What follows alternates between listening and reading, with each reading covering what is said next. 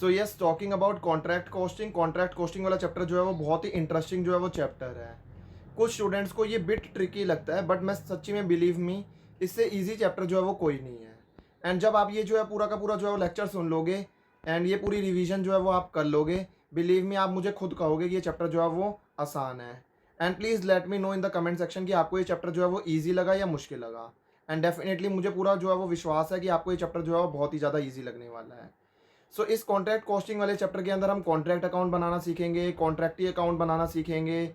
Then हम balance sheet extract जो है कैसे प्रिपेयर करा जाता है, कितना अमाउंट जो है प्रॉफिट एंड लॉस के अंदर ट्रांसफ़र करा जाता है, percentage of degree of completion वगैरह क्या चीज़ें होती हैं, कॉन्ट्रैक्टर क्या होता है, कॉन्ट्रैक्टी क्या होती हैं, ये सारे के सारे जो है वो हमारे इस लेक्चर के अंदर लर्निंग ऑब्जेक्टिव्स जो है वो रहने वाले हैं। So are you guys excited about learning the contract costing? So what are you waiting for? Let's get started.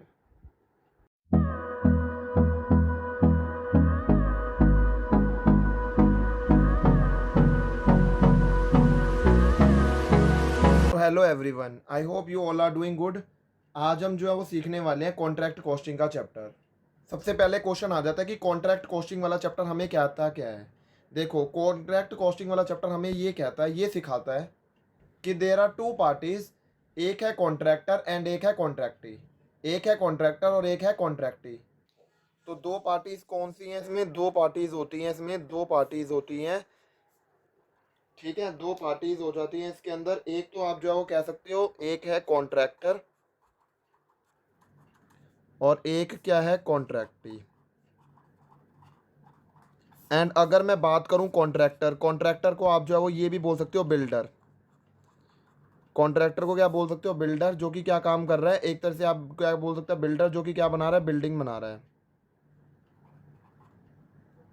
Making the buildings. ठीक है, जो कि क्या कर रहा है, बिल्डिंग्स वगैरह जो है वो बना रहा है। और क्या क्या बना रहा है वो? ब्रिक्स बना रहा है, डैम्स वगैरह एटसेट्रा। कहने का मतलब क्या है कि वो जो है वो सारा का सारा जो है वो मटेरियल का सोर्सेज जो है वो इकट्ठा कर रहा है, जैसे कि मटेरियल लेबर एटसेट्रा। मतलब कि कॉन्ट्रैक्टर क्या हुआ, एक तरह से जो कि कॉन्ट्रैक्ट पर काम कर रहा है, कॉन्ट्रैक्ट पर काम कर रहा है।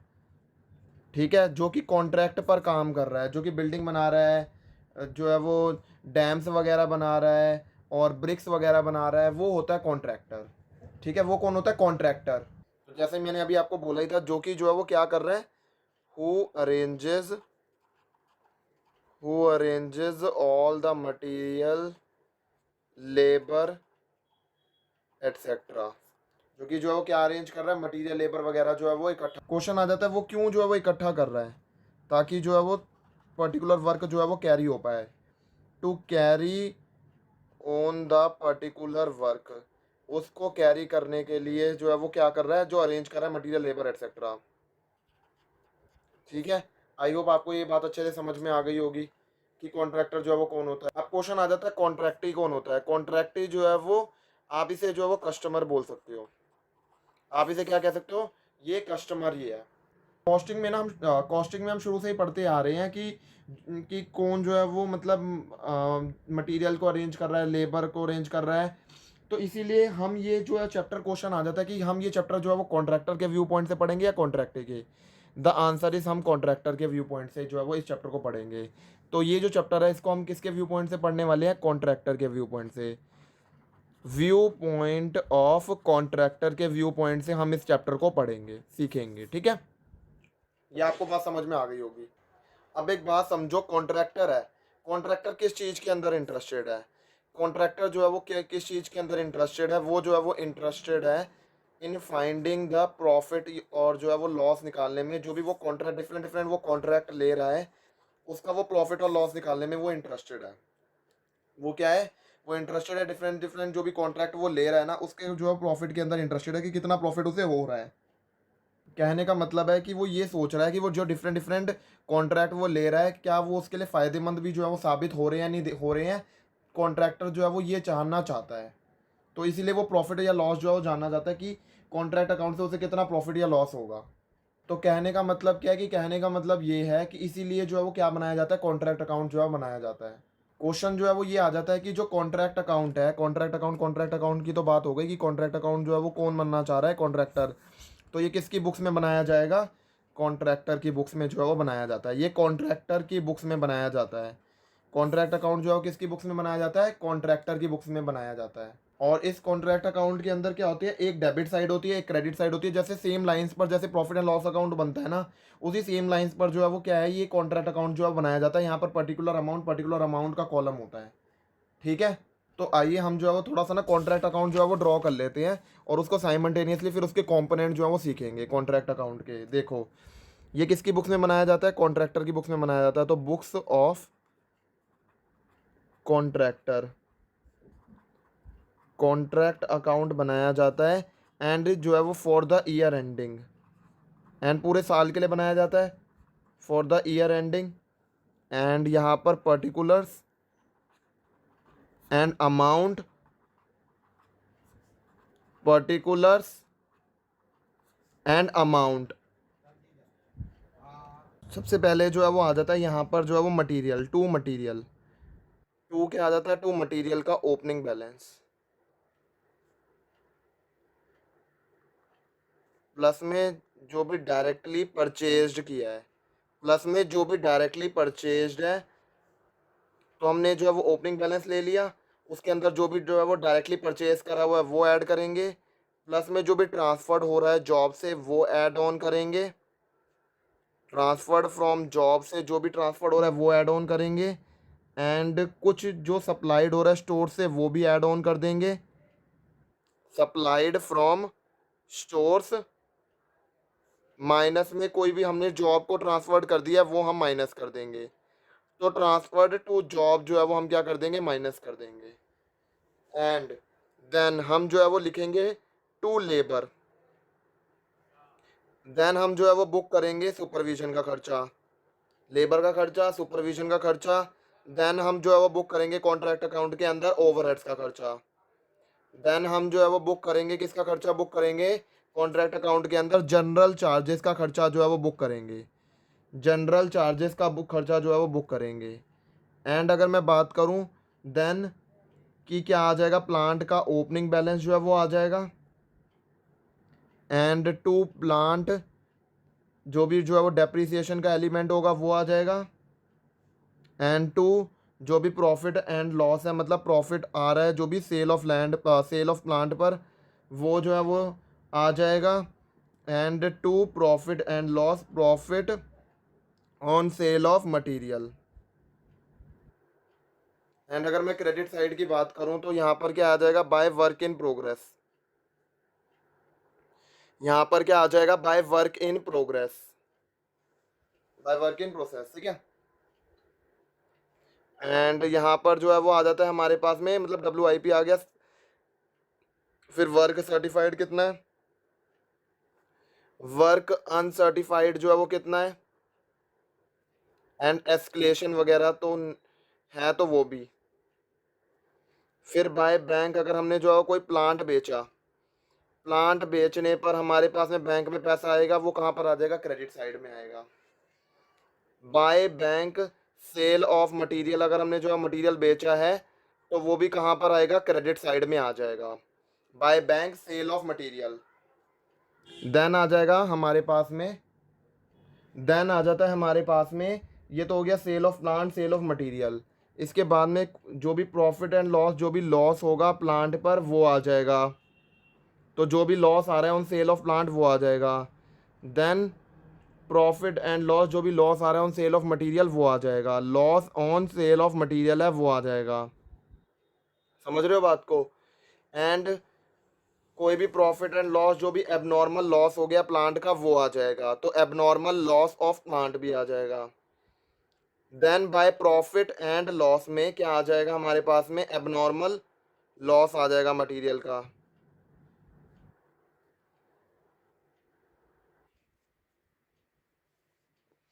और इसके बाद में कोई भी मटेरियल जो भी स्टोर के अंदर रिटर्न हो गया वो आएगा, by material return to store, जो भी रिटर्न हो गया स्टोर के अंदर वो। And by plant return to store, and by material at site, and by plant का क्या आ जाएगा, क्लोजिंग बैलेंस आ जाएगा। सबसे पहले क्या करते हैं हम यहीं तक जो है वो समझ लेते हैं, फिर उसके बाद बाकी का ड्रॉ करते हैं, ठीक है। तो यहाँ तक जो है वो समझते हैं पहले जितना बनाया अभी।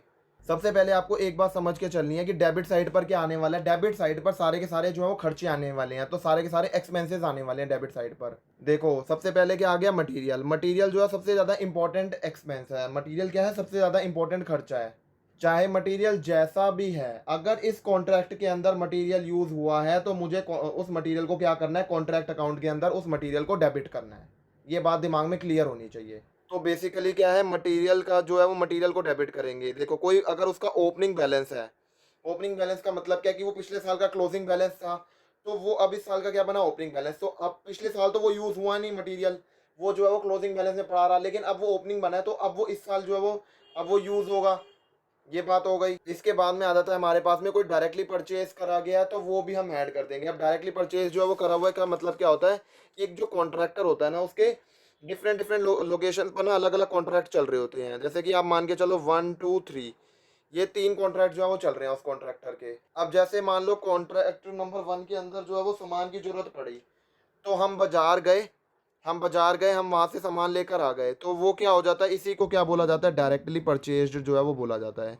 इसी को क्या बोला जाता है, डायरेक्टली परचेज्ड जो है वो बोला जाता है कि ये डायरेक्टली परचेज्ड हो गया है। ठीक है, आई होप आपको ये अच्छे से समझ में आ गया होगा। एक इन नटशेल बोलूँ तो अगर मान लो कॉन्ट्रैक्ट के अंदर सामान की जरूरत पड़ी, तो हमने जो है वो डायरेक्टली परचेज कर लिया मार्केट से, और हमारे पास में उस कॉन्ट्रैक्ट के अंदर आ गया जिस कॉन्ट्रैक्ट के अंदर ज़रूरत पड़ी। तो यहाँ पर जो है वो मटेरियल का ओपनिंग बैलेंस जो है वो यूज़ करा जाएगा इस साल।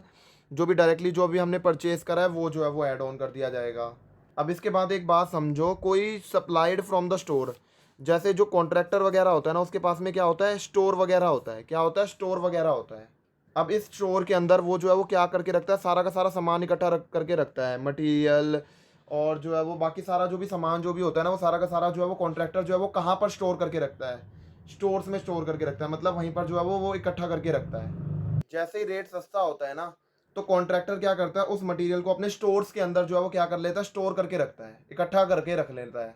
और उसके बाद में जिस जिस कॉन्ट्रैक्ट पर सामान की ज़रूरत होती है, उसके हिसाब से जो है वो क्या कर दिया जाता है, उसके हिसाब से जो है वो ये जो स्टोर्स है वो इशू कर दिया जाता है। जैसे ज़रूरत पड़ेगी स्टोर्स को क्या कर दिया जाएगा, इशूड जो है वो कर दिया जाता है। जैसे जैसे जिस जिस कॉन्ट्रैक्ट पर ज़रूरत पड़ेगी स्टोर्स को क्या कर दिया जाएगा, इशूड जो है वो कर दिया जाता है। देखो एक बात तो ऑब्वियस है, एक बात क्या ऑब्वियस है कि जब हमने स्टोर्स के अंदर खरीद के रखा तब तो हमें पता नहीं था कि किस कॉन्ट्रैक्ट के लिए है। लेकिन अभी हमें पता है कि हमारे को जिस कॉन्ट्रैक्ट के अंदर ज़रूरत पड़ेगी उस स्टोर के अंदर वो जो है वो मतलब वो स्टोर जो है वो इशू कर देगा उस कॉन्ट्रैक्ट को जिस कॉन्ट्रैक्ट के अंदर ज़रूरत पड़ेगी। लेकिन पहले तो नहीं पता था हमारे को, जब हमने स्टोर्स के अंदर जो है उसे स्टोर करा था। नो, नहीं पता था हमें। जैसे मान के चलो मैंने स्टोर से जो है वो कॉन्ट्रैक्ट नंबर 1 के अंदर 50,000 का सामान जो है वो भेजा, तो मैं कॉन्ट्रैक्ट 1 में जो है वो क्या कर लूँगा, 50,000 का खर्चा बुक कर लूँगा। तो मैं क्या करूँगा, कॉन्ट्रैक्ट नंबर 1 में 50,000 का खर्चा जो है वो क्या कर लूँगा, बुक कर दूँगा। खर्चा मैं क्या कर दूँगा, बुक कर दूँगा। ठीक है, खर्चा मैं क्या कर दूँगा, डेबिट कर दूँगा। अब इसका मतलब क्या होगा कि यहाँ से कि 50,000 का खर्चा जो है वो ट्रांसफ़र जो है वो कहाँ से हुआ है, सप्लाइड जो है वो कहाँ से हुआ है, स्टोर से जो है वो जो है सप्लाइड हुआ है। तो ये कॉन्ट्रैक्ट अकाउंट के अंदर उस कॉन्ट्रैक्ट का क्या बन जाएगी, उस कॉन्ट्रैक्ट की ये कॉस्ट बन जाएगी जो भी सामान जो है स्टोर से आया है। ठीक है, आई होप आपको अच्छे से समझ में आ गया होगा। तो यहाँ पर सप्लाइड फ्रॉम स्टोर्स है ना, ये भी क्या हो जाता है, डेबिट हो जाता है। ये भी क्या हो जाता है, डेबिट हो जाता है। ठीक है। अब क्वेश्चन आ जाता है कि ट्रांसफर फ्रॉम जॉब का मतलब क्या होता है। देखो ट्रांसफर फ्रॉम जॉब का मतलब क्या है कि हम जो है वो कोई पर्टिकुलर जो है वो ऑर्डर आया, ठीक है, अब हमारे पास में जो है वो उस चीज़ की जो कमी थी कि हमारे पास वो मटेरियल वगैरह था नहीं। तो अब हम जो है वो अगर मान लो हम जो है वो कोई और कॉन्ट्रैक्ट से जो है वो अगर हम ले लें उस मटेरियल को, कोई और कॉन्ट्रैक्ट से जो है वो हम ले लें, तो वो ज़्यादा बेनिफिशियल रहेगा इंस्टेड हम मार्केट से लें। क्योंकि वो जो है वो क्या होगा, मार्केट से जो है टाइम ज़्यादा लगेगा, जो है दूर भी होगा। लेकिन अगर मैं कॉन्ट्रैक्ट से ही ले लेता हूँ, कॉन्ट्रैक्ट से ही ट्रांसफ़र जो है वो करा लेता हूँ, ठीक है, कोई और जॉब में वो जो मटेरियल था वहाँ से मैंने ट्रांसफ़र करा लिया क्योंकि बहुत अर्जेंसी थी यार, अभी वो काम कंप्लीट करना है, अभी जो है वो तुम दे दो मुझे, तो इसीलिए जो है वो क्या होता है, इसी को बोला जाता है ट्रांसफ़र फ्रॉम जॉब। ठीक है, वो ऐड ऑन कर दिया जाता है। एंड अगर मैं मान के चलूँ मेरा कॉन्ट्रैक्ट, अभी तो मैंने ये एग्जांपल दिया कि मैंने जो है वो मेरे जो है कॉन्ट्रैक्ट नंबर 1 के अंदर ज़रूरत पड़ रही थी, तो कॉन्ट्रैक्ट नंबर 1 ने कॉन्ट्रैक्ट नंबर 2 से मांग लिया, तो ट्रांसफर फ्रॉम जॉब मतलब ऐड हो गया, वहाँ पर उसकी कॉस्ट ऐड हो गई। लेकिन अब ऐसा भी हो सकता है जहाँ पर जो है वो क्या हो रहा है कि हमने जॉब के अंदर ट्रांसफर कर दिया दूसरे को, क्योंकि मटेरियल और सॉरी कॉन्ट्रैक्ट नंबर 2 को जो है वो ज़्यादा जरूरत थी, तो हमने जो है वो दूसरी जो है वो उसको ट्रांसफर कर दिया, तो उसे क्या बोला जाता है, ट्रांसफर टू जॉब जॉब बोला जाता है। और ये क्या होगा, माइनस होगा, एंड ट्रांसफर फ्रॉम जॉब जो है वो क्या करा जाएगा, ऐड करा जाएगा। और ट्रांसफर टू जॉब जो है वो क्या है, हम अपना उतना खर्चा माइनस कर देंगे, क्योंकि वो अब दूसरी जो है वो कॉन्ट्रैक्ट अकाउंट के अंदर क्या होगा, वो खर्चा एलोकेट होगा, तो इसीलिए हम उसे माइनस कर देंगे। तो यहाँ पर क्वेश्चन आ जाता है कि हम यहाँ पर कर क्या रहे हैं, यहाँ पर हम एक ही चीज़ कर रहे हैं, मतलब यहाँ पर हमारा मेन पर्पस क्या है, मेन पर्पस यहाँ पर एक ही चीज़ का है कि जितना मटेरियल जो है वो यूज़ हो रहा है उतना ही डेबिट कर रहे हैं। मटेरियल जितना यूज़ हो रहा है, जितना यूज़ हो रहा है उतना ही डेबिट करो, उतना ही डेबिट करो। जितना मटेरियल यूज़ हो रहा है उतना ही आप क्या करो, डेबिट करो मटेरियल को, फालतू का जो है वो मटेरियल डेबिट मत करो। अब एक बात समझो, हम जब मटेरियल का ओपनिंग बैलेंस जो है वो डेबिट साइड लिखते हैं, तो मटेरियल का क्लोजिंग बैलेंस जो है वो कहाँ पे लिखते हैं, हम क्रेडिट साइड पर लिखते हैं। तो ये देखो, मटेरियल एट साइड का जो है वो क्या दे रखा है, क्लोजिंग बैलेंस जो है वो दे रखा है। क्लोजिंग बैलेंस जो है वो कहाँ पर दे रखा है, क्रेडिट साइड में जो है वो उसका क्लोजिंग बैलेंस जो है वो दे रखा है, किसका, मटेरियल का। आई होप आपको जो है वो यार अच्छे से विजिबल होगा। Material at side closing balance जो है वो कहाँ पर दे रखा है, क्रेडिट साइड पर जो है वो दे रखा है ना। कहाँ पर दे रखा है, वो क्रेडिट साइड पर जो है वो मटेरियल का जो है वो मटेरियल एट साइड का क्लोजिंग बैलेंस जो है वो दे रखा है क्रेडिट साइड पर।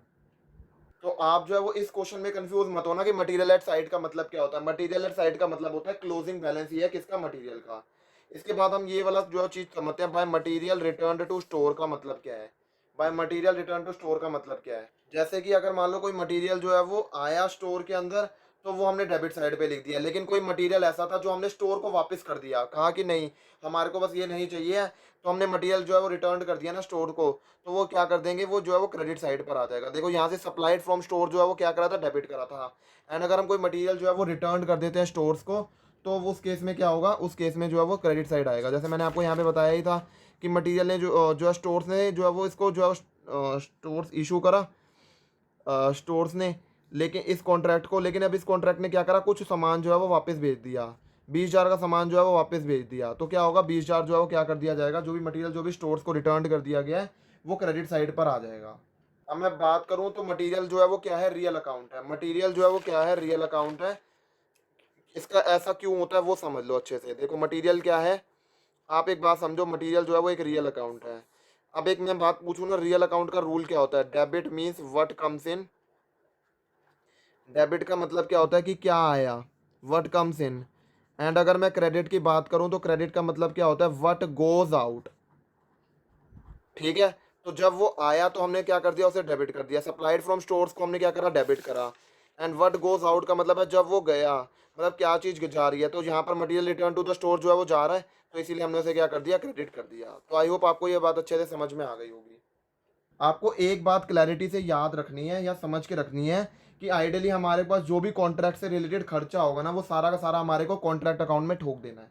ठीक है, सारा का सारा जो है वो क्या करना है, डालना है। इसके बाद में कोई भी जो है वो लेबर का खर्चा होगा वो डेबिट कर देंगे, सुपरविजन का खर्चा होगा, ओवरहेड्स का खर्चा होगा, जनरल चार्जेस का खर्चा होगा, चाहे खर्चे का नाम कुछ भी हो, अगर वो कॉन्ट्रैक्ट से रिलेटेड है तो हम इसे क्या कर देंगे, कॉन्ट्रैक्ट अकाउंट के अंदर क्या करते रहेंगे, डेबिट करते रहेंगे। अब आ जाता है प्लांट। हमारे को पता है कि प्लांट जो है वो ऐसा है कि वो कुछ टाइम के लिए इस कॉन्ट्रैक्ट के अंदर रहेगा, एंड जब इस कॉन्ट्रैक्ट से काम खत्म हो जाएगा तो वो प्लांट जो है वो दूसरे कॉन्ट्रैक्ट के अंदर चला जाएगा। तो इसके जो है ना दो दो ट्रीटमेंट जो है वो रहते हैं प्लांट के। तो मैंने क्या बोला वो समझो। देखो मैंने ये कह रहा हूँ कि जो है वो दो ट्रीटमेंट है डेप्रिसिएशन की। अब वो दो ट्रीटमेंट क्या है वो सीख लो आप अच्छे से जो है वो दो मेथड, दो ट्रीटमेंट जो है वो सीख लो डेप्रिसिएशन के, जो है ट्रीट करने के। टू मेथड जो है वो देख लो डेप्रिसिएशन के ट्रीटमेंट के, टू मेथड्स ऑफ डेप्रिसिएशन का ट्रीटमेंट करने के दो मेथड जो है वो आप समझ लो क्या होते हैं। या तो आप क्या करो, या तो आप प्लांट का जो ओपनिंग बैलेंस है उसे आप क्या करो, डेबिट साइड पर दिखा दो। ठीक है, ये मैं पहला मेथड बता रहा हूँ। प्लांट का ओपनिंग बैलेंस आपने डेबिट साइड पर दिखा दिया, एंड प्लांट का क्लोजिंग बैलेंस जो है वो आपने क्या दिखा दिया, क्रेडिट साइड पर दिखा दिया। इससे क्या होगा, अल्टीमेटली जो है डेप्रिसिएशन जो है वो डेबिट हो जाएगा। अगर आपको ऐसा नहीं करना, या आप जो है वो चाहते हो सीधा सीधा जो है वो आप डेप्रिसिएशन अमाउंट जो है डेबिट करना चाहते हो, जो भी प्लांट वगैरह पर लग रहा है जो है वो डेप्रिसिएशन जो भी है सीधा सीधा जो है वो डेबिट करना चाहते हो तो आप सीधा सीधा क्या कर दो, प्लांट के ऊपर लगने वाला डेप्रिसिएशन जो है आप सीधा सीधा जो है वो क्या कर दो, कॉन्ट्रैक्ट अकाउंट के अंदर उस डेप्रिसिएशन को क्या कर दो, डेबिट कर दो। आप एक बात समझ रहे हो ना कि जो है वो डेप्रिसिएशन को या तो सीधा सीधा डेबिट कर दो। फर्स्ट मेथड क्या कह रहा है कि प्लांट का ओपनिंग बैलेंस जो भी है उसे डेबिट साइड पे रखो एंड प्लांट का क्लोजिंग बैलेंस जो है वो उसे क्या रखो, क्रेडिट साइड पे रख दो। तो यहाँ पर मैंने यही लिखा हुआ है, देखो समझो बात को, क्या जो है वो लिखा है, देखो ये देखो, प्लांट का ओपनिंग बैलेंस है वो डेबिट कर दिया एंड प्लांट का क्लोजिंग बैलेंस है वो क्रेडिट कर दिया। या तो आप क्या करो, सीधा प्लांट का डेप्रिसिएशन को जो है वो क्या कर दो, डेबिट कर दो। तो दोनों मेथड है, ये नहीं है कि ये भी कर रहे हो ये भी कर रहे हो एंड देन ये भी कर रहे हो, नो। वो बात आप तो अच्छे से समझ गए होंगे कि जो है वो प्लांट का ओपनिंग बैलेंस जो है वो क्या कर दिया हमने और क्लोजिंग बैलेंस लिख दिया तो अपने आप डेप्रिसिएशन हो जाएगा। तो उस केस में आपको डेप्रिसिएशन डेबिट नहीं करना, या फिर आप क्या करो, ओपनिंग और क्लोजिंग छोड़ दो और फिर डेप्रिसिएशन लिख दो। जैसे कि मैं जो है आपको इसको ना एक एग्जांपल के थ्रू समझाता हूँ। देखो मान लो हमारे जो है वो प्लांट का जो है वो ओपनिंग बैलेंस था 50,000, ठीक है, और डेप्रिसिएशन जो है वो डेप्रिसिएशन का रेट था, डेप्रिसिएशन का रेट कितना था, 10% है डेप्रिसिएशन। तो या तो आप ऐसे करके दिखा दो, सीधा 5,000 दिखा दिया, या तो आप ऐसे करके दिखा सकते हो 50,000 ओपनिंग एंड 45,000 आपने क्लोजिंग दिखा दिया। तो इससे अपने आप ही अल्टीमेटली 5,000 का जो भी डेप्रिसिएशन है वो डेबिट हो रहा है। तो या तो ऐसे करके दिखा दो या तो ऐसे करके दिखा दो, वही मैंने आपको बात जो है वो यहाँ पर समझाई है अभी, वही बात जो है मैंने आपको क्या करा अभी जस्ट यहाँ पे समझाई है। अब एक बात और समझो, आप प्लांट और या हो या मटेरियल हो, दोनों ही आपके लिए क्या है, दोनों ही आपके लिए जो है फिक्स एसेट्स हैं। मतलब दोनों ही आपके लिए एसेट्स हैं, प्लांट या मटेरियल, प्लांट हो या चाहे मटेरियल हो। लेकिन प्लांट जो है वो आपके फिक्स एसेट्स में आता है एंड मटेरियल जो है वो आपके फिक्स एसेट में नहीं आता। दोनों ही आपके लिए एसेट्स हैं लेकिन प्लांट आपका फिक्स एसेट में आता है एंड मटेरियल जो है वो आपका फिक्स एसेट में नहीं आता है। अब ऐसे ही मैं बात करूं कि प्लांट जो है वो क्या है, प्लांट भी रियल अकाउंट है और जो है वो अगर मैं मटेरियल की बात करूं वो भी रियल अकाउंट है। तो प्लांट जो है वो उसके ऊपर भी वही रूल अप्लाई होता था जो मटेरियल पे लगाया था ना, और मैंने समझाया था कि जो है वो रियल अकाउंट होता है, debit means what comes in and credit means what goes out. तो ये भी यही जो है वो प्लांट पर जो है लगता है, जब वो आया तो हमने उसे डेबिट करा, ठीक है, एंड जब वो जा रहा है, मान लो कोई प्लांट ऐसा है जो कि स्टोर्स में वापस चला गया तो उसको क्या कर देंगे, क्रेडिट कर देंगे। रियल अकाउंट है प्लांट जो है वो रियल अकाउंट है, तो ये जो प्लांट्स है जो भी रिटर्न हो गया स्टोर्स के अंदर उसे क्रेडिट कर देंगे। अब मैं बात करूँ मटेरियल की, तो मटेरियल के अंदर हम जब वो आया था तो हमने उसे डेबिट करा।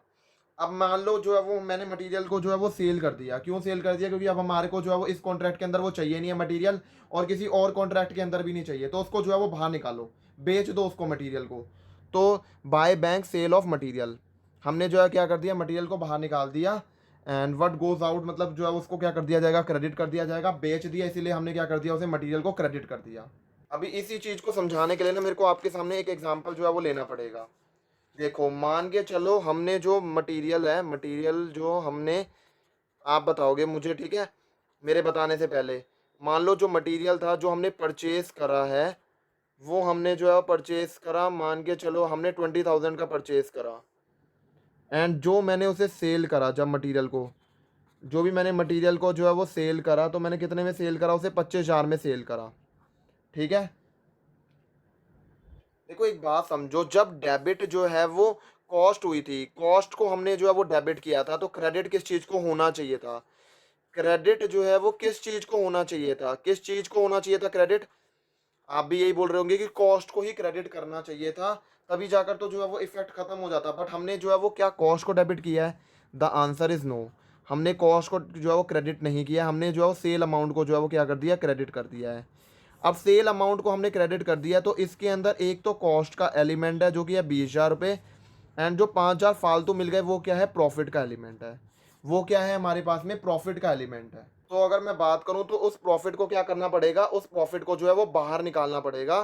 तो क्या हो जाएगा, वो उस प्रॉफिट को क्या बोला जाएगा, profit on sale of material. And इसको क्या करा जाएगा, कॉन्ट्रैक्ट अकाउंट के अंदर इस प्रॉफिट को जो है वो क्या करा जाता है, डेबिट किया जाता है। अगर मैं आपको बताऊं तो इस कॉन्ट्रैक्ट अकाउंट के अंदर इस profit on sale of material को क्या करा जाता है, डेबिट। ये देखो, to profit and loss, profit on sale of material, ये रहा, to profit and loss, profit on sale of material जो भी है आप क्या कर दोगे, उसे डेबिट कर दोगे, उसे क्या कर दोगे, आप डेबिट कर दोगे, ठीक है। तो हम जो है वो एक तरह से क्या लिखेंगे, यहाँ पर जो है वो हमारे पास में मटेरियल था मान लो 20,000 का, ठीक है, हमने जो है वो मटेरियल जो है बेच दिया, जो है वो कितने का बेचा था, 25,000 का।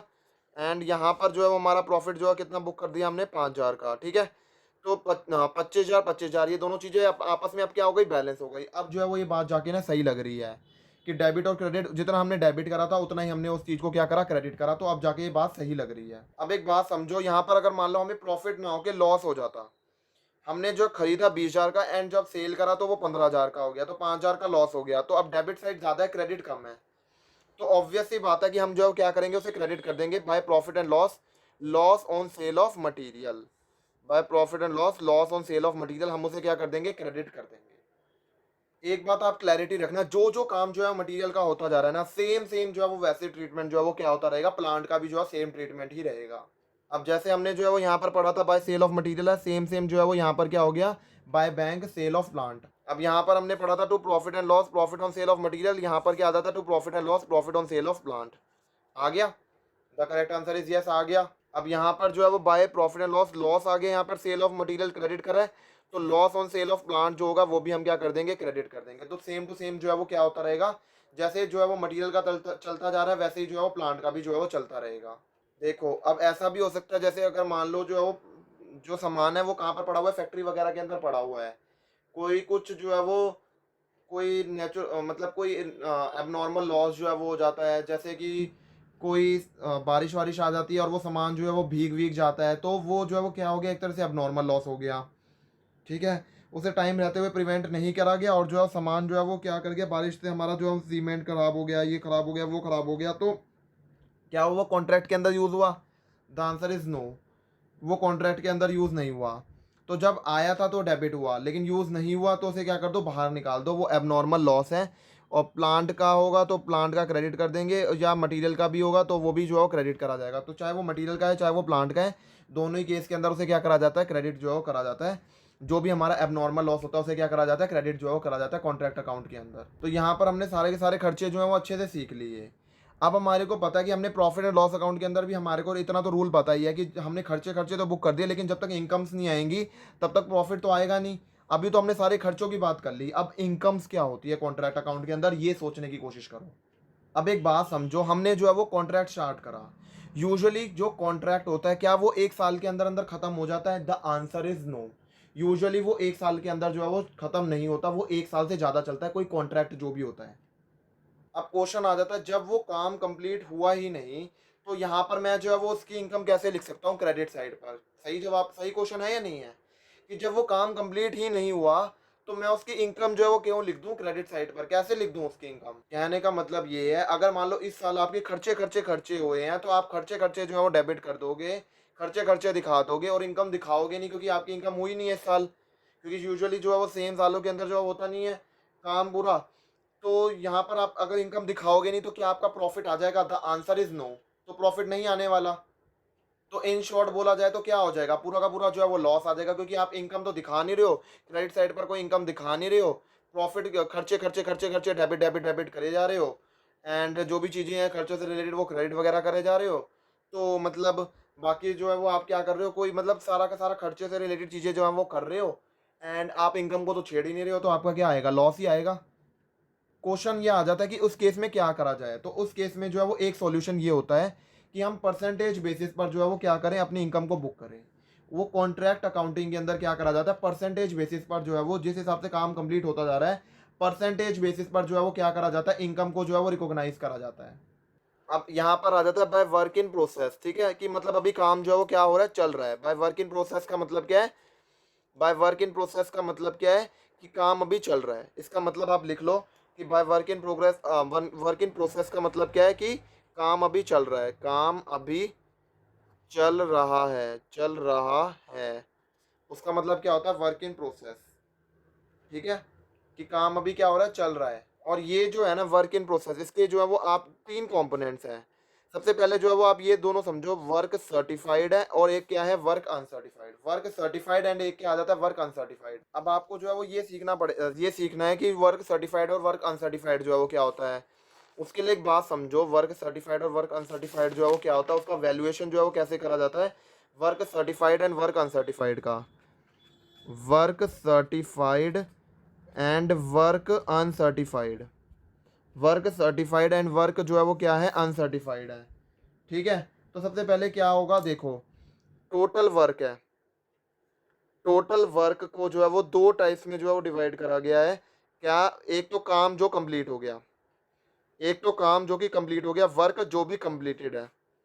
एक आ जाता है कि वर्क जो भी कंप्लीटेड नहीं है, वर्क जो भी कंप्लीटेड नहीं है, नहीं हुआ, वर्क जो भी कंप्लीटेड नहीं हुआ।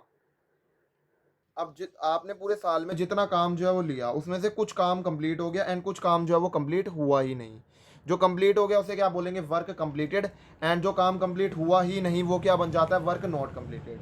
अब जो भी काम कंप्लीट हो गया, जो भी काम कंप्लीट हो गया उसके अंदर से मान लो हमने जो है वो कितना काम कंप्लीट कर दिया, 85% काम जो है वो कंप्लीट कर दिया। तो हम जो है वो कॉन्ट्रैक्टर जो है कॉन्ट्रैक्टी से क्या कह रहा है कि मैंने जो है वो 85% जो काम कंप्लीट कर दिया है। एंड अगर मान लो कॉन्ट्रैक्ट जो है वो मान लो कॉन्ट्रैक्ट जो है वो क्या है, 10 लाख रुपए का है। तो कॉन्ट्रैक्टर क्या कह रहा है कॉन्ट्रैक्टी से कि चल मेरे को 8.5 लाख रुपए दे दे, क्योंकि मैंने 85% काम जो है वो क्या कर दिया, कंप्लीट कर दिया है। ये कॉन्ट्रैक्टर कॉन्ट्रैक्टी से कह रहा है, मतलब कस्टमर से कह रहा है एक तरह से। अब यहाँ पर जो कॉन्ट्रैक्टी है ना, या फिर कस्टमर जो है वो, या क्लाइंट कह लो, कि वो जो है वो ये कह रहा है कि मेरे को कैसे पता कि काम जो है वो एक्चुअली में 85% हुआ है या नहीं हुआ है। मुझे तो थोड़ी पता चल रहा है देख कर कि जो है वो 85% हुआ है नहीं हुआ है, मेरे को तो बिल्डिंग दिख रही है। मैं कैसे मान लूँ कि 85% काम कंप्लीट हुआ? ये कौन, किसका क्वेश्चन है, कॉन्ट्रैक्टी का क्वेश्चन है। आप इस कॉन्ट्रैक्टी के क्वेश्चन को सॉल्व करोगे? आप एक बात सोचो, थोड़ी एक सेकंड के लिए सोचो कि क्या जो है वो इसका सॉल्यूशन होगा। तो इस केस में जो है वो कॉन्ट्रैक्टी ने आपसे जो मदद मांगी थी ना, वो आपने सही मदद करी है। क्यों? क्योंकि आपने पता है उसको क्या कहा, मैं बताता हूँ आपने क्या कहा, आपको याद नहीं होगा, मैं बताता हूँ।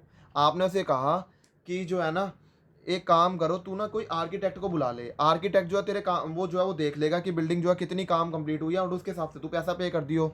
तो वही काम जो है वो कौन करता है, कॉन्ट्रैक्ट ही करता है। कॉन्ट्रैक्ट जो है वो क्या करता है कि वो आर्किटेक्ट को जो है फ़ोन लगाता है, आर्किटेक्ट को फ़ोन लगा के जो है वो बोलता है, आप आकर जो है वो मेरी बिल्डिंग को जो है वो वैल्यू करके देख लो कि मेरा बिल्डिंग जो है कितनी परसेंट जो है काम जो है कंप्लीट हो गया है, ताकि जितना परसेंट काम कंप्लीट हो गया मैं उसके हिसाब से जो है वो अपनी फीस वगैरह जो है वो पे कर दूँ। ये कौन बोल रहा है? कॉन्ट्रैक्ट ही बोल रहा है आर्किटेक्ट से। अब आर्किटेक्ट आया, उसने जो है काम देखा, उसने जो है वो देख कर वो उसको क्या लग रहा है कि क्या है, उसने बोला कि मेरे को जो है वो लग रहा है कि इतना काम जो है वो ढंग से हुआ है। उस काम को क्या बोलेंगे? वर्क सर्टिफाइड जो है वो बोलेंगे। जो उसे सर्टिफाइड कर दिया कि हाँ इतना काम जो है वो अच्छे से हुआ है, उसे क्या बोलेंगे? Work certified. एंड बाकी काम जो है वो कॉन्ट्रैक्टर ने क्या बोला कि मैं इसे सर्टिफाई नहीं करता हूँ, ये बाकी का काम जो है वो अच्छे से नहीं हुआ है, उसे क्या बोलते हैं? हम वर्क अनसर्टिफाइड बोलते हैं। अब जैसे एग्जांपल लेके चलते हैं, मैंने क्या कहा था, वर्क कितना कंप्लीट हुआ? 85%। तो उसने कहा कि जो है वो 70% काम सर्टिफाइड है एंड 15% काम ऐसा है जो कि क्या है, अनसर्टिफाइड है। उसने ऐसा कहा आर्किटेक्ट ने। अब आपको यहाँ पर एक बात समझ के चलनी है कि जो भी वर्क सर्टिफाइड होगा ना, जितना भी पोर्शन जो है उसने सर्टिफाई कर दिया है आर्किटेक्ट ने, उसको जो है वो वैल्यूड जो है वो किस प्राइस पर करा जाएगा? उसको जो है वो कॉन्ट्रैक्ट प्राइस पर वैल्यूड करा जाता है। उसको जो है वो किस प्राइस पर वैल्यूड करा जाता है? कॉन्ट्रैक्ट प्राइस पर जो है वो वर्क सर्टिफाइड को वैल्यू करा जाता है। और अगर मैं बात करूं वर्क अनसर्टिफाइड की, तो उसको वैल्यूड किस प्राइस पर करा जाता है? कॉस्ट प्राइस पर वर्क अनसर्टिफाइड को जो है वो क्या करा जाता है? वैल्यूड जो है वो करा जाता है वर्क अनसर्टिफाइड को। रीज़न क्या है कि देखो, वर्क सर्टिफाइड है ना, वर्क सर्टिफाइड को आप जो है वो सेल्स भी एक तरह से जो है वो सोच सकते हो, क्योंकि जो है वो काम कंप्लीट, मतलब जो है वो वर्क सर्टिफाइड हो गया,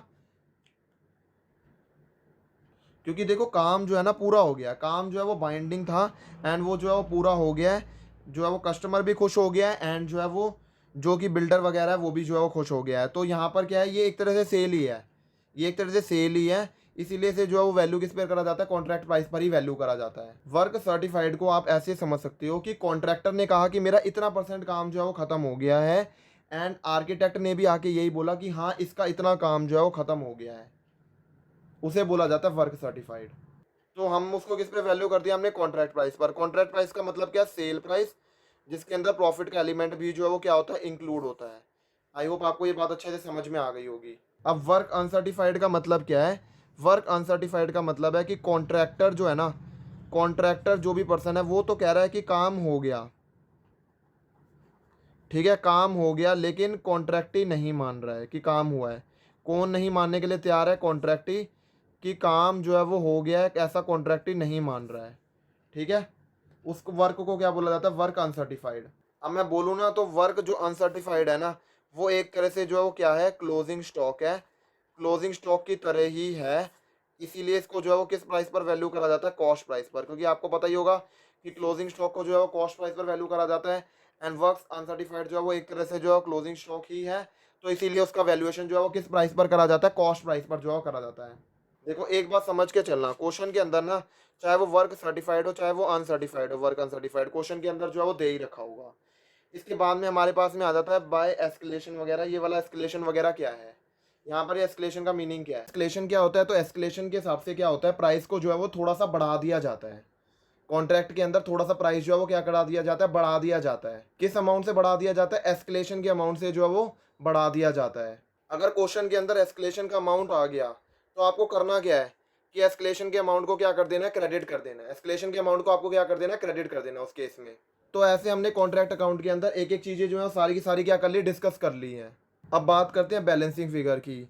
अगर मान लो यहाँ पर जो है वो बैलेंस जो है वो यहाँ पर आ जाता है क्रेडिट साइड में, तो क्या हो जाएगा, bye profit and loss, loss on contract, ऐसे लिखेंगे उसे। Bye profit and loss, loss on contract है वो हम जो है वो क्या कर देंगे, यहाँ पर लिख देंगे। एंड अगर मान लो जो है वो बैलेंस आ रहा है डेबिट साइड पर, तो कैसे लिखेंगे, क्या लिखेंगे, नोशनल प्रॉफिट CD, तो उसे हम क्या कर देंगे, डेबिट साइड पर लिखेंगे। तो आई होप आपको ये बात अच्छे से समझ में आ गई होगी, अगर जो है वो कहाँ पर बैलेंसिंग फिगर बन रही है। देखो अगर मान लो लॉस आ गया तो सारा का सारा लॉस हमने कहाँ ठोक दिया, प्रॉफिट एंड लॉस अकाउंट में, जो कि होना भी चाहिए। लेकिन अगर नहीं, लॉस नहीं और प्रॉफिट है, जो प्रॉफिट ही आना चाहिए, बिजनेस हम कर क्यों रहे हैं, प्रॉफिट कमाने के लिए, तो प्रॉफिट कमाने के लिए ही कर रहे हैं बिजनेस। एंड अगर नोशनल प्रॉफिट आता है तो क्या लिखेंगे, नोशनल प्रॉफिट CD लिखेंगे। तो यहाँ पर जो आता है उसे जो है वो क्या लिखना है, नोशनल प्रॉफिट या फिर costing profit and loss account जो है वो लिखना है। नोशनल प्रॉफिट या फिर costing profit and loss account जो है वो आप उसे लिखोगे। अब एक बात समझना, यहाँ पर हमारा ये बन गया। अब हमारे पास अगर मान लो नोशनल प्रॉफिट आया है तो हमारे को क्या करना है, इसके करने हैं दो हिस्से। सबसे पहले बात समझो, नोशनल प्रॉफिट, नोशनल का मतलब क्या होता है, रफ, रफ प्रॉफिट जो भी है। अब मतलब यहाँ पर हमारा क्या आया, हम इसको क्या करेंगे, ब्रॉड फॉरवर्ड करेंगे। तो हमने इसे क्या करा, ब्रॉड फॉरवर्ड करा नोशनल प्रॉफिट को, जो भी यहाँ पर CD था ना, अभी मैंने पिछले पेज पर दिखाया, यहाँ पर CD था, यहाँ पर ये चीज़ नोशनल प्रॉफिट जो है CD में थी। अब हम क्या करेंगे, इसे जो है वो यहाँ पर जो है वो, अब हमने जो क्या करा, यहाँ पर जो है वो नोशनल प्रॉफिट को ब्रॉड फॉरवर्ड करा, ब्रॉड फॉरवर्ड करा। अब इसमें से सारा का सारा जो है वो प्रॉफिट एंड लॉस अकाउंट में मत ले जाना, इसमें से कुछ हिस्सा आप जो है वो कहाँ पे लेके जाओगे, प्रॉफिट एंड लॉस अकाउंट में लेके जाओगे, टू प्रॉफिट एंड लॉस में लेके जाओगे। ये तो क्या है, टोटलिंग वाला जो कॉलम होता है, कि यहाँ पर जो है वो क्या हुआ था, नोशनल प्रॉफिट का टोटल जो है वो लगकर नोशनल प्रॉफिट कैरी डाउन आया था, और यहाँ पर हमने उसे ब्रॉड फॉरवर्ड कर दिया यहाँ पर। एंड सारा का सारा जो है वो आप उसे प्रॉफिट एंड लॉस अकाउंट में मत ले जाना, कुछ जो है वो प्रॉफिट एंड लॉस में जाएगा, एंड कुछ जो है वो कहाँ जाएगा, WIP रिजर्व में जाएगा। सिंपल सा लॉजिक है, कुछ जो है वो प्रॉफिट एंड लॉस में जाएगा, एंड कुछ जो है वो कहाँ जाएगा, WIP रिजर्व में जाएगा। अब क्वेश्चन आ जाता है कि WIP रिजर्व का मतलब क्या है। WIP रिजर्व का मतलब है, इसे अभी प्रॉफिट बुक मत करो, प्रॉफिट बुक मत करो, इसे जो है वो रिजर्व की तरह पढ़ा रहने दो, रिजर्व की तरह पढ़ा रहने दो, रिजर्व की तरह क्या रहने दो, इसे पढ़ा रहने दो। वो क्या होता है, WIP रिजर्व होता है, कि इसे जो है वो प्रॉफिट बुक मत करो, इसे रिजर्व की तरह पड़े रहने दो। अब यहाँ पर हमारा कॉन्ट्रैक्ट अकाउंट खत्म हो जाता है। अब हमारे पास में अगला पॉइंट आ जाता है, प्रॉफिट और लॉस जो है वो कैसे निकाला जाएगा कॉन्ट्रैक्ट पर, वो जो है वो बात समझो। अगला कॉन्सेप्ट क्या आ जाता है, प्रॉफिट और लॉस ऑन कॉन्ट्रैक्ट। इसको जो है वो क्या कर दिया जाएगा, इसको दो पार्ट्स में डिवाइड कर दिया जाएगा। इसको क्या करा जाएगा, दो पार्ट्स के अंदर इसको डिवाइड किया जाएगा। वो दो पार्ट्स क्या हैं, एक तो आ जाता है कॉन्ट्रैक्ट इज कंप्लीटेड, कॉन्ट्रैक्ट जो है वो कंप्लीटेड हो गया है इन द ईयर, जब जिस साल में वो स्टार्ट हुआ था उसी साल में अगर वो कॉन्ट्रैक्ट जो है वो क्या हो जाता है, कंप्लीट हो जाता है, in the year in which it is started. या तो उसी साल में कंप्लीट हो गया, या तो contract is completed in any year, contract is completed in any year other than that in which it was start, मतलब जिस साल में स्टार्ट हुआ उसके अलावा किसी साल में कंप्लीट हुआ है तो उस केस में ये वाला बात आ जाएगी। तो मतलब जिस साल में जो है कॉन्ट्रैक्ट स्टार्ट हुआ उसी साल में कंप्लीट हो गया, तो लेफ्ट यहाँ पर मैंने लिखा है। एंड अगर मान लो जो है जिस साल में स्टार्ट हुआ एंड बाद में कभी खत्म हुआ नेक्स्ट ईयर या फिर बाद में नेक्स्ट ईयर जैसे जो चलता रहा, तो वो जो है वो कहाँ पर आ जाता है, वो यहाँ पर आ जाता है। देखो जिस साल में स्टार्ट हुआ कॉन्ट्रैक्ट और उसी साल में वो खत्म हो जाता है, contract is completed in the year in which it is started, तो उस केस में भले ही प्रॉफिट हो भले ही लॉस हो, दोनों के केस के अंदर चाहे प्रॉफिट हो चाहे लॉस हो, फाइनल रिजल्ट जो है वो हमारे को पता चल गया है। फाइनल रिजल्ट जो है वो क्या हो गया, एसर्टेन्ड हो गया है। फाइनल रिजल्ट जो है वो क्या हो गया, एसर्टेन्ड हो गया है।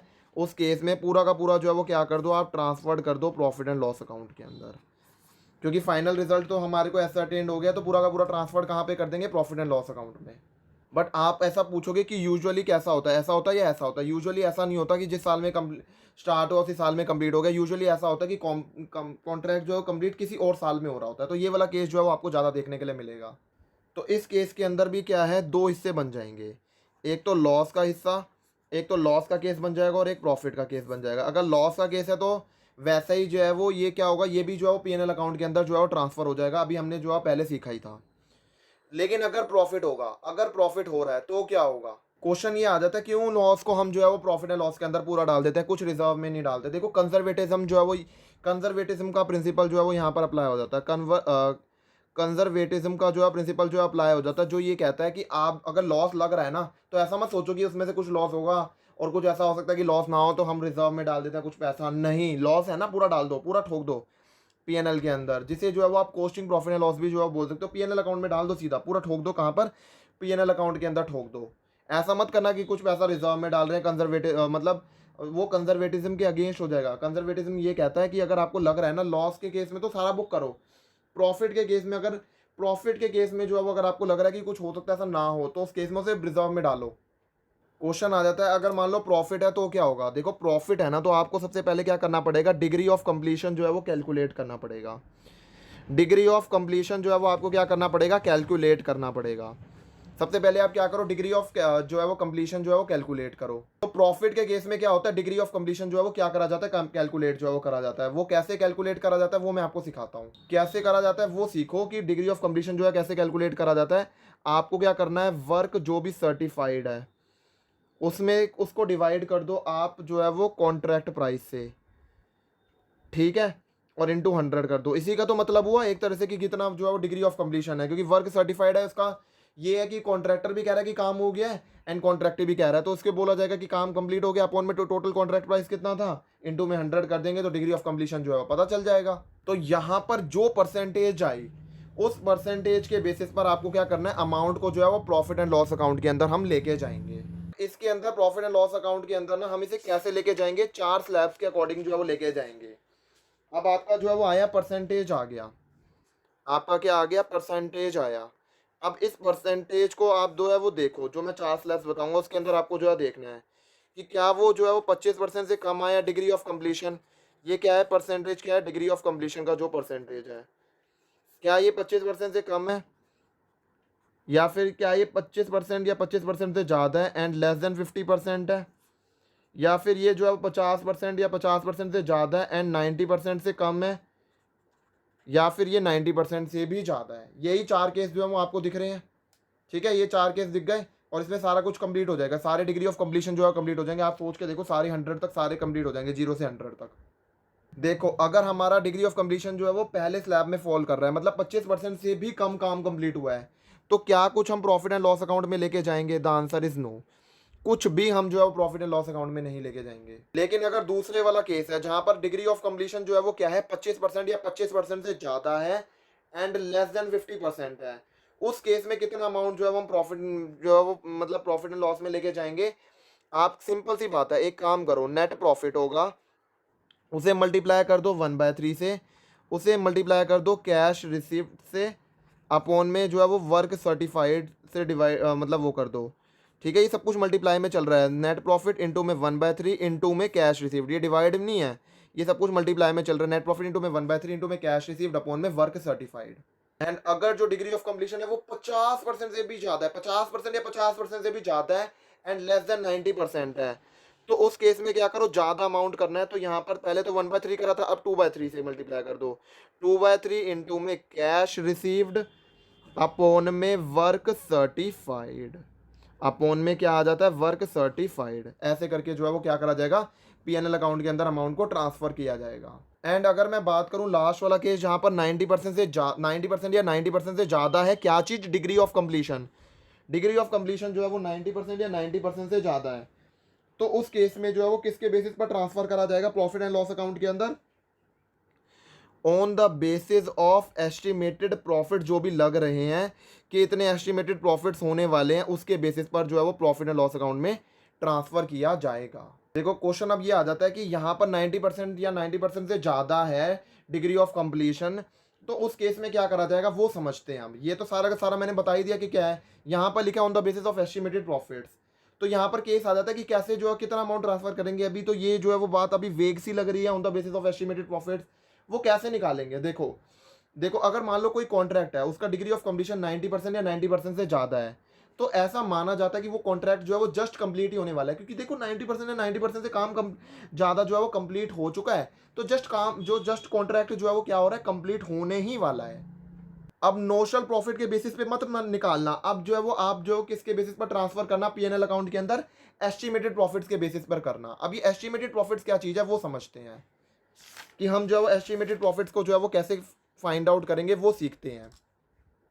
तो कैसे आएगा आपका एस्टिमेटेड प्रॉफिट, देखो एस्टिमेटेड प्रॉफिट निकालने के लिए, एस्टिमेटेड प्रॉफिट जो है वो निकालने के लिए आपको क्या करना पड़ेगा, कॉन्ट्रैक्ट प्राइस ले लो, कॉन्ट्रैक्ट प्राइस ले लो, उसमें से आप क्या कर दो, एक्चुअल कॉस्ट टिल डेट तक जो भी एक्चुअल कॉस्ट हुई है वो माइनस कर दो, उसमें से माइनस कर दो कोई भी फर्दर एस्टिमेटेड जो है ना वो जो भी हो रही है उसको भी माइनस कर दो, तो आपका एस्टिमेटेड प्रॉफिट निकल जाएगा। क्या फर्दर एस्टिमेटेड कॉस्ट जो भी होगी वो माइनस कर दो, तो आपका जो है वो एस्टिमेटेड प्रॉफिट जो है वो निकल कर आ जाएगा। अब कैसे निकाला जाता है वो समझो। देखो मान लो ये जो है वो क्या था, यहाँ पर ये पूरा कॉन्ट्रैक्ट था, ये यहाँ तक कंप्लीट हो गया, ये जो है वो अनकम्प्लीटेड पोर्शन है, तो ये क्या है हमारे पास में कंप्लीटेड पोर्शन, ये क्या है हमारे पास में कंप्लीटेड पोर्शन है, जितना पोर्शन काम जो है वो क्या हो गया, कंप्लीट हो गया है। एंड अगर मैं इस पोर्शन की बात करूं तो ये क्या है, बैलेंस पोर्शन, ये क्या है हमारे पास में, बैलेंस पोर्शन है, ठीक है, ये क्या है हमारे पास में, बैलेंस पोर्शन है। तो ये जो कंप्लीटेड पोर्शन में जितना भी आपका खर्चा लगेगा ना, जितना भी आपका खर्चा लगेगा, जितना भी खर्चा लगा, इसको क्या बोला जाता है, इसको बोला जाता है एक्चुअल कॉस्ट टिल डेट। इसको क्या बोला जाता है, एक्चुअल कॉस्ट टिल डेट भी बोला जाता है। इसको क्या बोला जाता है, एक्चुअल कॉस्ट टिल डेट भी बोला जाता है, जितना भी कंप्लीटेड पोर्शन वाले में जो है वो लगा है। एंड अगर मैं बात करूं जो बैलेंस पोर्शन है, जो कि बैलेंस पोर्शन है, इसे क्या बोला जाता है, जो भी अभी रहता है उसे बोला जाता है फर्दर एस्टिमेटेड कॉस्ट। उसे क्या बोला जाता है, फर्दर एस्टिमेटेड कॉस्ट भी जो है वो बोला जाता है। एंड जो पूरे कॉन्ट्रैक्ट के लिए मिलेगा, जो पूरे कॉन्ट्रैक्ट के लिए मिलेगा उसे क्या बोला जाता है, कॉन्ट्रैक्ट प्राइस भी बोलते हैं। जो कि पूरे कॉन्ट्रैक्ट के लिए मिलेगा उसे क्या बोलते हैं, कॉन्ट्रैक्ट प्राइस भी हम बोलते हैं। तो अगर मैं जो है वो कॉन्ट्रैक्ट प्राइस में से एक्चुअल कॉस्ट जो अभी तक जितनी कॉस्ट लगी है, एक्चुअल कॉस्ट जितनी अभी तक लगी है एंड जितनी जो है वो लगने वाली है वो भी माइनस कर दूं, जो कि इन दोनों के टोटल को पता है क्या बोलते हैं, टोटल एस्टिमेटेड कॉस्ट भी बोलते हैं। तो अगर मैं कॉन्ट्रैक्ट प्राइस में से टोटल एस्टिमेटेड कॉस्ट माइनस कर दूं तो एस्टिमेटेड प्रॉफिट निकल जाएगा।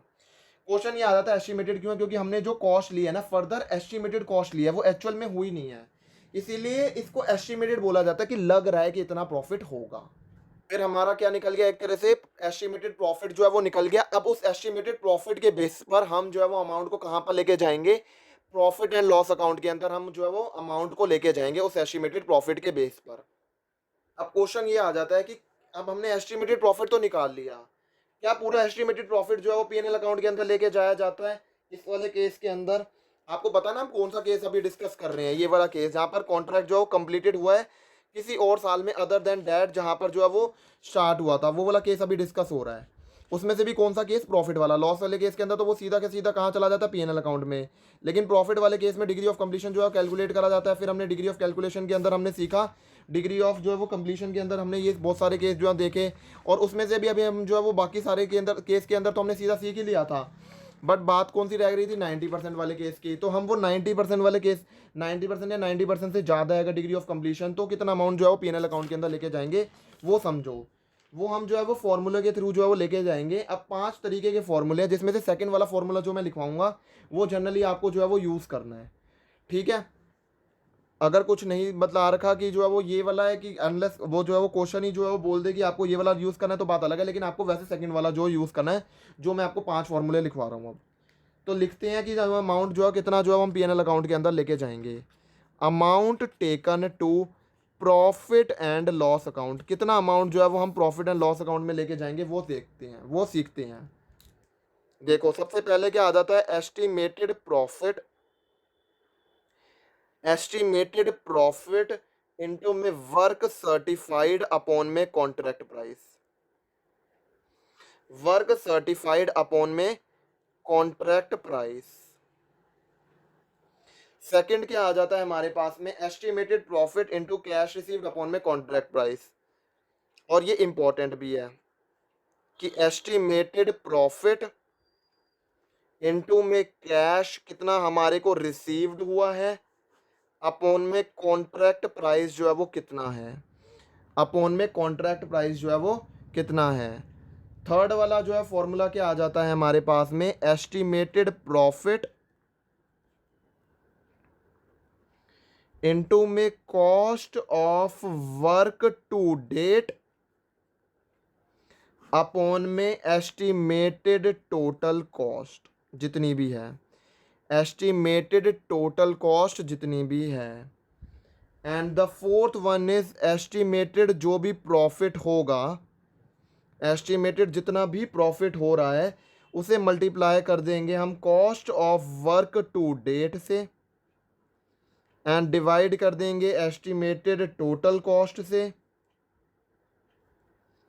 देन मल्टीप्लाई कर देंगे उसे कैश रिसीव्ड से डिवाइडेड बाय वर्क जितना भी सर्टिफाइड है।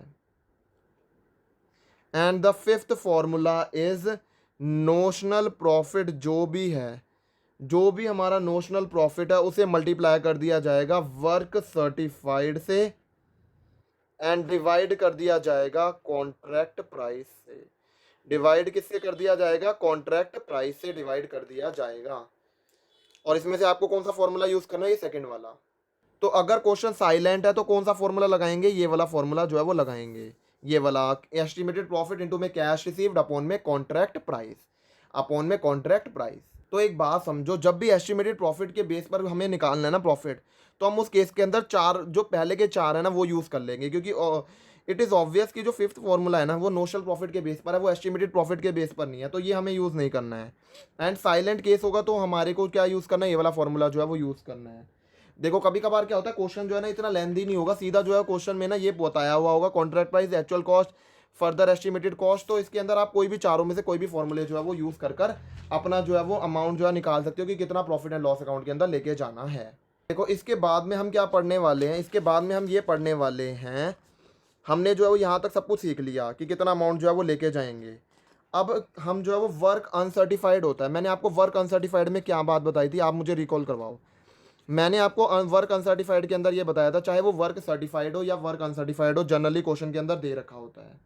बट अगर मान लो क्वेश्चन के अंदर वर्क अनसर्टिफाइड जो है वो नहीं दे रखा है, नहीं दे रखा है वर्क अनसर्टिफाइड की फिगर, तो उस केस में आपको एक रूल जो है वो पता होना चाहिए कि वर्क अनसर्टिफाइड जो है वो हमेशा कॉस्ट प्राइस पर वैल्यू करा जाता है। वर्क अनसर्टिफाइड जो है वो हमेशा जो है वो किस प्राइस पर वैल्यू करा जाता है, कॉस्ट प्राइस पर जो है वो क्या करा जाता है, वैल्यू करा जाता है। देखो बेसिकली एक बात समझो, जब मैंने कॉन्ट्रैक्ट अकाउंट बनाया तो मैंने सारे खर्चे डेबिट करे, ठीक है, और अगर मैं जो है सारे खर्चों को डेबिट करा और मैंने जो है वो इनकम साइड पे क्या लिखा, वर्क इन प्रोसेस, वर्क जो भी सर्टिफाइड है और वर्क जो भी अनसर्टिफाइड है, अगर मैं ये जो है वो तीनों चीज़ें और एस्केलेशन, अगर मैं ये तीनों चीज़ें हटा दूं तो क्या बच जाती हैं, सारी चीज़ें खर्चों की बच जाती हैं। ये खर्चों का ही रिप्रेजेंटेशन है कि कुछ चीज़ें डेबिट लिखी हैं, कुछ जो है वो क्रेडिट लिखी हैं, आप समझ गए, मैंने अच्छे से समझाया ही है, ठीक है। अब एक बात बताओ, अगर मान लो वर्क अनसर्टिफाइड है ना, तो आपको यहाँ पर ये चीज़ें नहीं लिखनी है, ये तीन चीज़ें नहीं लिखकर आपको क्या लिखना है, वहाँ पर cost of contract carry down लिखना है। तो आपको क्या करना है, जो कॉन्ट्रैक्ट अकाउंट है आपको क्या करना है, सारे खर्चों को डेबिट कर देना है, चाहे वो मटेरियल का खर्चा है, चाहे वो लेबर का खर्चा है, या फिर कोई और खर्चा है। और यहाँ पर आपको पूरा जो है वो ये नहीं लिखना कि वर्क सर्टिफाइड, वर्क अनसर्टिफाइड और एस्केलेशन, यहाँ पर आपको एक वर्ड टर्म यूज़ करनी है, by cost of contract carried down. ये कौन से केस में करना है, अगर आपको वर्क अनसर्टिफाइड की फिगर क्वेश्चन में नहीं दी है तो उस केस में ऐसा करेंगे। इसके बाद में क्या है कि आप जो है वो इसको बैलेंस कर दोगे, कि ये जो है वो मतलब जो है टोटलिंग कर दोगे, एंड देन फिर इसको क्या करोगे, इसे जो है वो ब्रॉड फॉरवर्ड करोगे। कॉस्ट ऑफ कॉन्ट्रैक्ट जो है वो आप क्या करोगे, ब्रॉड फॉरवर्ड करोगे कॉस्ट ऑफ कॉन्ट्रैक्ट को। अब यहाँ पर हम क्या करेंगे, यहाँ पर जो है वो हम वर्क सर्टिफाइड जो है वो लिख देंगे। वर्क सर्टिफाइड की जो है फिगर जो है वो क्वेश्चन में दे ही रखी होगी, एंड अगर वर्क अनसर्टिफाइड नहीं दे रखी है तो ही तो हम ये वाला केस बनाएंगे, और यहाँ पर वर्क अनसर्टिफाइड की फिगर लिख देंगे। वर्क सर्टिफाइड यहाँ लिख दिया, वर्क अनसर्टिफाइड यहाँ लिख देंगे, एंड बैलेंस और बैलेंस नेट प्रॉफिट जो भी होगा हमारा वो कॉस्टिंग पीएनएल अकाउंट में जो भी जाता है वो यहाँ पर जो है वो चला जाएगा। ऐसा ही होता है, ऐसा ही होता है हमेशा, ऐसा ही होता है ना। The answer is yes. Question ये आ जाता है कि वर्क अनसर्टिफाइड कैसे निकालेंगे। वर्क अनसर्टिफाइड निकालने के लिए जो भी कॉन्ट्रैक्ट की कॉस्ट है ना, उसे आप वर्क जो भी अनसर्टिफाइड है ना, वर्क अनसर्टिफाइड की परसेंटेज से जो है मल्टीप्लाई कर दो। जैसे मैंने आपको एक एग्जांपल भी दिया था कि मेरा 85% काम जो है वो कंप्लीट हुआ है, जिसमें से 75% जो है वो आर्किटेक्ट भी मान गया कि हाँ हुआ है, एंड जो है वो 10% ऐसा है कि जो है वो अनसर्टिफाइड है काम। तो वो जो काम है ना, वो जो 15% है, तो उस केस में 15% से आप उसे क्या कर दोगे, मल्टीप्लाई कर दोगे वर्क अनसर्टिफाइड की परसेंटेज निकालने के लिए। तो आई होप आपको अच्छे से समझ में आ गया होगा कि वर्क अनसर्टिफाइड जो है वो कैसे निकाल सकते हो। वर्क अनसर्टिफाइड वाला जो है वर्क कैसे निकाला जा सकता है, कॉस्ट ऑफ कॉन्ट्रैक्ट को मल्टीप्लाई कर दिया जाए अगर वर्क अनसर्टिफाइड की परसेंटेज से मल्टीप्लाई करना है, वर्क अनसर्टिफाइड की परसेंटेज से मल्टीप्लाई करना है। इसके बाद में अगला कॉन्सेप्ट आ जाता है हमारे पास में, प्रेजेंस ऑफ ओपनिंग WIP। इसके बाद में अगला कॉन्सेप्ट क्या आ जाता है हमारे पास में, प्रेजेंस ऑफ ओपनिंग WIP। आप एक बात समझ के चलो, जब भी कॉन्ट्रैक्ट अकाउंट प्रिपेयर करा जाता है ना, तो वहाँ पर हम क्या लिखते हैं, WIP जो है वो लिखते हैं क्रेडिट साइड पर, work certified and work uncertified. The main important thing is कि चाहे हम वर्क सर्टिफाइड लिख रहे हैं या फिर वर्क हम अनसर्टिफाइड लिख रहे हैं, ये हमेशा क्या होता है, क्यूमुलेटिव होता है। ये हमेशा क्या होता है, क्यूमुलेटिव अमाउंट होता है। जैसे फॉर एग्जांपल अगर मान लो हमारा कॉन्ट्रैक्ट जो है वो 2 साल का है, 1 और 2, और अब हम जो है वो अभी बना रहे हैं कॉन्ट्रैक्ट जो है सेकेंड ईयर के लिए बना रहे हैं, तो यहाँ पर ये जो WIP ये जो दे रखा है ना, वर्क सर्टिफाइड और वर्क अनसर्टिफाइड, यहाँ पर हमने जो अमाउंट लिखा होगा ये हमने 1+2 का लिखा होगा अमाउंट, टोटल करके लिखा होगा, क्यूमुलेटिव बेसिस पर लिखा होगा वो अमाउंट। कहने को देखा जाए तो ये तो गलत बात हो गई, हम सेकेंड ईयर का बना रहे हैं एंड हम जो अमाउंट जो है वो डाल रहे हैं क्यूमुलेटिव बेसिस पर, ये तो बात गलत है ना। द आंसर इज यस, ये बात गलत है। सिंस हम कॉन्ट्रैक्ट अकाउंट तो जो है वो फॉर द ईयर एंडिंग बना रहे हैं, फॉर द ईयर एंडिंग हम जो है वो कॉन्ट्रैक्ट अकाउंट बना रहे हैं, तो इसके अंदर क्या दूसरे साल की चीज़ होनी चाहिए? द आंसर इज नो, नहीं होनी चाहिए दूसरे साल की जो चीज़। तो अब क्या करेंगे उस केस के अंदर, वो बात समझो क्या करेंगे। तो हम डेबिट साइड पर क्या लिखेंगे, हम डेबिट साइड पर लिखेंगे टू ओपनिंग WIP। हम डेबिट साइड पर क्या लिख देंगे, टू ओपनिंग WIP। क्वेश्चन ये आ जाता है ये ओपनिंग WIP निकाला कैसे जाएगा। देखो जो भी वर्क सर्टिफाइड है, जो भी पिछले साल का जो है वो क्लोजिंग होगा वही क्या बन जाएगा, इस साल का ओपनिंग बन जाएगा। यहाँ पर वर्क सर्टिफाइड प्लस में वर्क अनसर्टिफाइड माइनस में WIP रिजर्व कर देंगे, तो हमारे पास में क्या आ जाएगा, ओपनिंग WIP आ जाएगा। एक बात समझो, मैंने आपको डेप्रिसिएशन के 2 तरीके दिखाए थे, या तो यहाँ पर जो है वो आप ओपनिंग लिख दो और यहाँ पर क्लोजिंग लिख दो, अपने आप डेप्रिसिएशन आ जाएगा। तो वैसे यहाँ पर भी जो है वो हो रहा है, यहाँ पर हमने ओपनिंग WIP लिख दिया, यहाँ पर हमने क्यूमुलेटिव बेसिस पर लिख दिया, तो इससे क्या हो जाएगा, सेकंड वाला ईयर का WIP जो है वो अपने आप ही जो है वो आ जाएगा, उसका इफेक्ट जो है वो आ जाएगा। ठीक है, यहाँ पर WIP रिजर्व तो मैंने बताया ही था आपको, WIP रिजर्व जो है वो किस केस में जो है वो जाता है। मैं आपको 1 मिनट जो है वो दिखाता हूँ, मैंने जो है WIP रिजर्व भी जो है दिखाया था। हाँ मैंने आपको जो है पेज पे सिखाया है ना कि जो WIP रिजर्व होता है वो हम क्या कर देते हैं, वो माइनस कर देते हैं। अब हम इसके बाद में सीखने जा रहे हैं कॉन्ट्रैक्टी अकाउंट जो है वो सीखते हैं। अब हम जो है जनरली बुक्स किसकी बना रहे हैं, हम कॉन्ट्रैक्टर की बना रहे हैं। तो कॉन्ट्रैक्टर जो है वो क्या जो है वो एंट्री पास करता है कि उसे पैसा जो है वो क्या मिल रहा है, कॉन्ट्रैक्टी से मिल रहा है। हम जो है बुक्स कौन कौन बुक्स बना रहा है, कॉन्ट्रैक्टर बना रहा है बुक्स। किसकी बुक्स बना, किसका अकाउंट है अब, कॉन्ट्रैक्टी का अकाउंट। सबसे पहले जर्नल एंट्री समझ लो। देखो कोई भी कैश रिसीव होता है कॉन्ट्रैक्टी से तो क्या जो है लिखा जाता है, cash account debit to contractee account. उसे अगर जो कोई कैश रिसीव होता है कॉन्ट्रैक्टी से तो ये एंट्री वो पास करता है, जर्नल एंट्री कॉन्ट्रैक्टर। अब ये एक तरह से एडवांस है क्योंकि जो है वो अभी सेल तो हुई नहीं है और कोई कैश जो है वो रिसीव हो गया कॉन्ट्रैक्टी से। कैश रिसीव हुआ तो डेबिट है, रियल अकाउंट है, एंड कॉन्ट्रैक्टी से पैसा रिसीव हुआ है तो हमारा जो है वो हमारे को कॉन्ट्रैक्टी से पैसा रिसीव हो गया है, तो वो एक डेटर था तो वो एक तरह से कम हो गया, तो वो क्रेडिट साइड कम हो गया, तो वो हमने जो है उसे क्या कर दिया, क्रेडिट कर दिया। ठीक है, ये एक तरह से क्या है, एडवांस है, अभी सेल नहीं हुई है, ये बात आपको ध्यान में रखनी है। क्वेश्चन ये आ जाता है, मैं बार बार ये क्यों बोल रहा हूँ कि सेल जो है वो अभी कंप्लीट नहीं हुई है, क्योंकि अभी कॉन्ट्रैक्ट कंप्लीट ही नहीं हुआ है, क्योंकि अभी कॉन्ट्रैक्ट कंप्लीट ही नहीं हुआ है, इसीलिए मैं जो है वो ये बोल रहा हूँ कि अभी जो है वो एक तरह से ये एडवांस ही, इसको सोच के चलो। अब जब हम कॉन्ट्रैक्टी अकाउंट बनाएंगे तो हमने जो है वो क्या करा, कैश टू कॉन्ट्रैक्टी, तो यहाँ पर बाय कैश हो जाएगा। सिंस यहाँ पर कॉन्ट्रैक्टी जो है वो क्रेडिट हो रहा है, तो यहाँ पर बाय कैश होकर कॉन्ट्रैक्टी का अकाउंट जो है वो क्या हो जाएगा, क्रेडिट हो जाएगा। आई होप आपको ये बात समझ में आ गई होगी। सिंस ये अभी कॉन्ट्रैक्ट जो है वो कंप्लीट नहीं हुआ है और आपको कोई पैसा मिल गया है, तो ये एक आपकी जो है वो लाइबिलिटी की तरह है, तो इसका जो है वो बैलेंस क्या आ रहा होगा, क्रेडिट बैलेंस जो है वो आ रहा होगा। डेट, ये एक तरह से आपका वो नहीं बनेगा, ये आपका एक तरह से क्या बन जाएगा, लाइबिलिटी बन जाएगी कि अभी कॉन्ट्रैक्ट कंप्लीट नहीं हुआ है ना, आपको कोई पैसा रिसीव हो गया है। मैं ये क्यों कह रहा हूँ लाइबिलिटी है, देखो अगर मैं मान लो मैंने पूरा काम कंप्लीट नहीं करके दिया, तो हो सकता है कि मेरे को ये पूरा का पूरा पैसा भी वापस करना पड़े, तो इसीलिए एक लाइबिलिटी की तरह है ये। अब एक बात समझ के चलो, मैंने अज्यूम करा है कि हमारा कॉन्ट्रैक्ट जो है ना 2 साल का है, तो पहले साल में तो कुछ पैसा रिसीव हुआ और बाकी जो सेकेंड ईयर है उसमें पूरा का पूरा पैसा रिसीव हो जाएगा, तो ये जो कैरी डाउन है ये तो ब्रॉड डाउन हो जाएगा हमारा, एंड अगले साल में भी कुछ कैश जो है वो हमारे को रिसीव होगा।